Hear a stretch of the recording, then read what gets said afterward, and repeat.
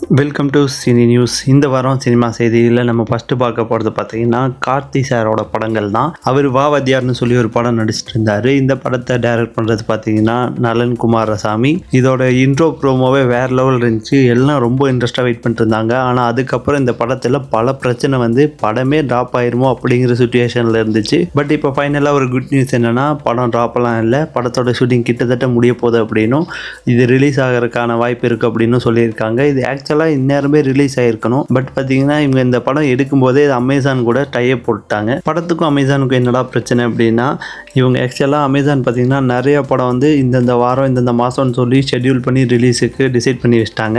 So அதையும் பொறுத்து தான் இப்போ படம் ரிலீஸ் ஆக போகிறது டிசைட் ஆகுது. ஏன்னா அவங்க பெரிய அமௌண்ட் கொடுத்து வாங்கியிருக்காங்க. இப்போ படம் ரிலீஸ் ஆகி ஒரே மாதத்தில் ஓடிடியில் போடணும் அப்படின்னா அந்த ஒரு மாதத்துக்கு பார்த்தீங்கன்னா அவங்க வேறு எந்த படமும் முன்னாடி கமிட்மெண்ட் கொடுத்துருக்கக்கூடாது. ஸோ அந்த ப்ராப்ளமும் இருந்துச்சு.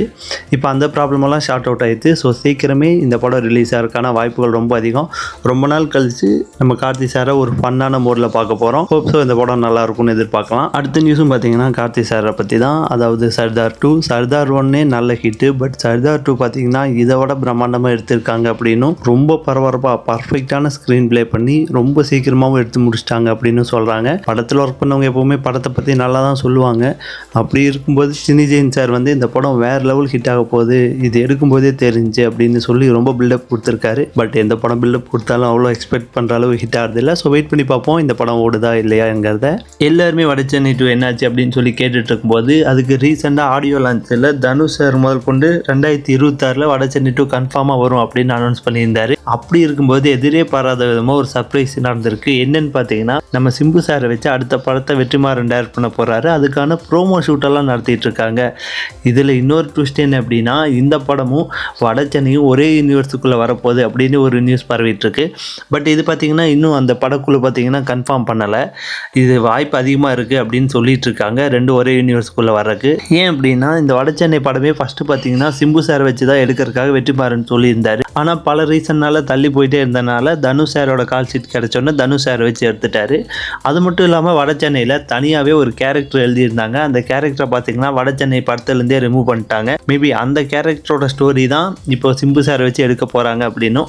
ஸோ இந்த கேரக்டரை ஈஸியாக வடச்சென்னை கூட ஜாயின் பண்ணிடலாம் அப்படிங்கிறத ஒரு பாசிபிலிட்டி இருக்கனால இது வடச்சென்னை கூட வருது அப்படிங்கிற மாதிரி சொல்லிட்டு இருக்காங்க.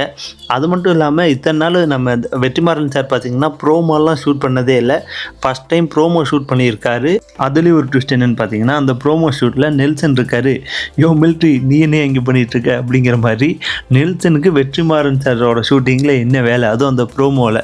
மேபி ப்ரோமோவுக்கு ஹெல்ப் பண்ண வந்தாரா இல்லை அந்த படத்தில் ஒரு கேரக்டராவோ இல்லை சின்ன கேமியோவோ பண்ணுறாரா அப்படிங்கிறத பொறுத்துன்னு தான் பார்க்கணும். எனிவே இதோட ப்ரோமோவோட வீடியோ பார்த்திங்கன்னா இந்த மாதமே வரக்கான வாய்ப்புகள் ரொம்ப அதிகமாக இருக்குது. அது வந்தால் தான் தெரியும் இது வடச்சென்னையோட யூனிவர்ஸோட சேருமா இல்லையா அப்படின்னு. நீங்கள் என்ன நினைக்கிறீங்க? 2 பேரும் சேர்ந்து நினச்சா படம் வேறு லெவலில் இருக்கும்னு எதிர்பார்க்குறீங்களா, இல்லை இந்த படம் 2 சேரக்கூடாது தனித்தனியாக தான் இருக்கணும் அப்படின்னு நினைக்கிறீங்களா? உங்களோட தாட்டை கமெண்ட் செக்ஷனில் சொல்லிட்டு போங்க. அடுத்த நியூஸ் பார்த்தீங்கன்னா நியூஸ்னு கூட சொல்ல முடியாது, இது ஒரு ஃபேக் ரூமர்னு தான் சொல்லணும். ஜனநாயகன் படத்தில் தனுஷ் வரப்போகிறாரு ஸ்பெஷல் அப்பியரன்ஸில் அப்படின்னு சொல்லி ஒரு நியூஸ் பரவிட்டு இருந்துச்சு. இது 100% ஃபேக். ஏன்னா ஜனநாயகன் பார்த்தீங்கன்னா விஜய் சாரோட கடைசி படம். ஸோ அதெல்லாம் அப்படி பண்ணுறதுக்கான வாய்ப்புகள் ரொம்ப ரொம்ப கம்மி. அடுத்து பார்த்தீங்கன்னா நம்ம அஜித் சாரோட படம் AK64 பார்த்தீங்கன்னா டேரக்டர் கன்ஃபார்மே பண்ணிட்டாங்க. இது பண்ணுறதும் அத்விக் ரவிச்சந்திரன் தான். மியூசிக் டைரக்டரும் JV பிரகாஷ் தான். பட் இதில் ப்ரொடியூஸ் பண்ணுறது தான் இப்போ ஒரு சின்ன ட்விஸ்ட்டு. மைத்திரி மூவி தான் பண்ணுவாங்க அப்படின்னு சொல்லி இத்தனை நாள் சொல்லிட்டு இருந்தா. இப்போ பார்த்தீங்கன்னா வேல்ஸ் ப்ரொடக்ஷன் பண்ணுறதுக்கான வாய்ப்பு இருக்குது. அவங்க ரீசெண்ட் டைமில் நிறைய படம் ப்ரொடியூஸ் பண்ணிட்டுருக்காங்க. அது கூட சேர்ந்து இதையும் எப்படி பண்ணுவாங்கன்னு தெரியல. ஏன்னா எல்லாமே ஹை பட்ஜெட் படமாக பண்ணிகிட்ருக்காங்க. எனக்கு தெரிஞ்சு மைத்திரி ப்ரொடக்ஷன் பண்ணுறதுக்கான வாய்ப்பு தான் இருக்குது. இதில் ஒரு ரூமர் இருந்துச்சு. அது என்ன ரூமர் அப்படின்னா அமர்கலம் இருக்குல்ல, அதோட ஸ்டோரி சார்ந்து தான் இந்த படம் வரப்போகுது அப்படிங்கிற ஒரு ரூமர் பரவிட்டு இருந்துச்சு. எனக்கு தெரிஞ்சு இது ரூமராக இருக்கிறதுக்கு தான் வாய்ப்புகள் அதிகம். ஸோ பொறுத்திருந்து பார்ப்போம். நீங்கள் என்ன நினைக்கிறீங்க? இது அமர்கலமை பேஸ் பண்ணி வந்தால் நல்லா இருக்குமா நல்லா இருக்காதுங்கிறத கமெண்ட் செக்ஷனில் சொல்லிட்டு போங்க. ஃபுல் ஃப்ளெக்ஸ்டாக நடந்துகிட்ருக்க ஜெயிலர் 2வோட அடுத்த 3 ஷெட்யூல் அனௌன்ஸ் பண்ணிட்டாங்க. இப்போ பார்த்தீங்கன்னா கர்நாடகா மைசூரில் நடந்துகிட்ருக்க ஷூட்டிங்.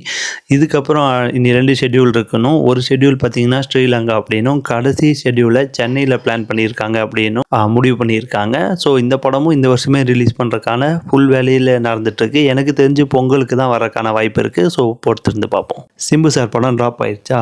சிம்பு சாரோட STR 49 படம் பார்த்தீங்கன்னா ப்ரொடியூஸ் பண்ண வேண்டியது டான் பிக்சர்ஸ். அவங்க தான் இப்போ சில பிரச்சனையில் இருந்தனால இந்த படம் ட்ராப் ஆயிடுச்சுன்னு, அதனால தான் டக்குன்னு வெற்றிமாறன் கூட சேர்ந்து அடுத்த படம் பண்ணுறாருன்னு ஒரு நியூஸ் பரவிட்டுருக்கு. எனக்கு தெரிஞ்சு அதிக வாய்ப்பு இருக்குது இது ட்ராப் ஆகிறதுக்கு. ஸோ பொறுத்திருந்து பார்ப்போம். இவங்க தான் இட்லி கடை, நம்ம தனுஷ் சாரோட படம் இட்லி கடையும் ப்ரொடியூஸ் பண்ணவங்க. அதுவும் என்ன ஆச்சுன்னே தெரியல, ஒரு அப்டேட்டும் இல்லாமல் அந்த படம் அப்படியே நின்றுட்டுருக்கு. ஸோ வெயிட் பண்ணி பார்க்கலாம் இந்த படம்லாம் ரிலீஸ் ஆகுமா, ஷூட்டிங் போவாங்களா அப்படிங்கிறத. யாருமே எதிர்பார்க்காம செம்ம ஹிட்டான படம் தான் பிரேமலு. இது வந்து கேரளாவில் மட்டும் இல்லாமல் எல்லா ஸ்டேட்லேயுமே ஹிட் ஆச்சு. அப்படி இருக்கும்போது பிரேமலு 2 பார்த்தீங்கன்னா ஒரு ஃபங்க்ஷனாகவே பண்ணாங்க அனௌன்ஸ்மெண்ட். பட் அது பண்ண நேரமோ என்னமோ இப்போ பார்த்தீங்கன்னா அந்த படத்தை கொஞ்ச நாளுக்கு தள்ளி வச்சுருக்காங்க.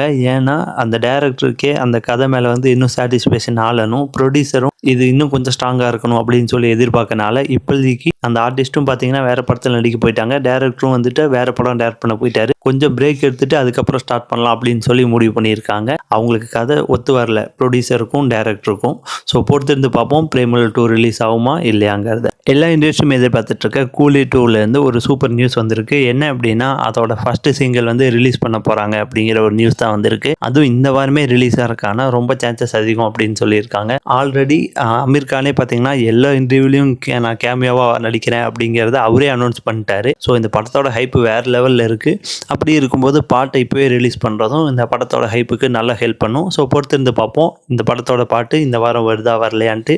ஆல்ரெடி இந்த படத்தில் பல பேர் நடிச்சிருந்தாலுமே அமீர் கான் வர்றது ஒரு ஸ்பெஷல் அப்பியரன்ஸ் வேறு லெவலில் தான் இருக்கும். ஸோ வெயிட் பண்ணி பார்ப்போம் அந்த கேரக்டர் எப்படி வருங்கிறத.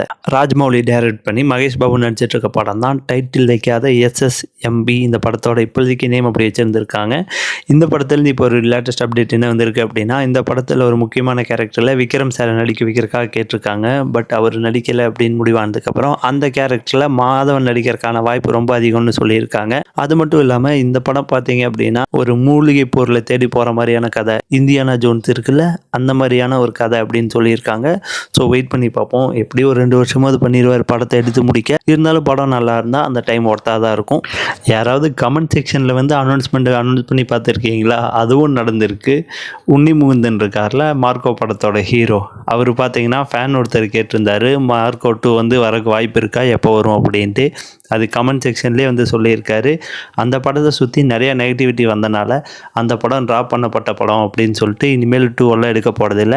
பட் அதே குவாலிட்டியில் ஒரு நல்ல படம் எடுக்க போகிறோம் அப்படின்னு சொல்லி அனௌன்ஸ் பண்ணியிருக்காரு.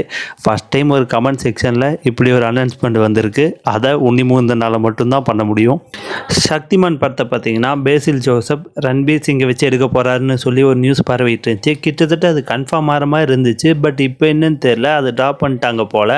ஆனால் அல்லு அர்ஜுனை வச்சு பேசில் ஜோசப் ஒரு படம் எடுக்க போகிறாரு அப்படிங்கிறது ஸ்ட்ராங்கான ரூமராக பரவிட்டு இருக்கு. பார்ப்போம், இது நடந்தால் நல்லா தான் இருக்கும். பேசில் ஜோசப் வந்து இப்படி ஒரு பெரிய ஹீரோ வச்சு படம் எடுக்கிறது. ஸோ வெயிட் பண்ணி பார்க்கலாம். இதே மாதிரி சினிமா ரிலேட்டடான அப்டேட்ஸ் எல்லாம் தெரிஞ்சுக்கிறதுக்கு 2T TV தமிழ் சேனல் மறக்காமல் சப்ஸ்கிரைப் பண்ணிக்கோங்க. அப்படியே அந்த பெல் ஐக்கனையும் கிளிக் பண்ணிக்கோங்க. தேங்க்யூ.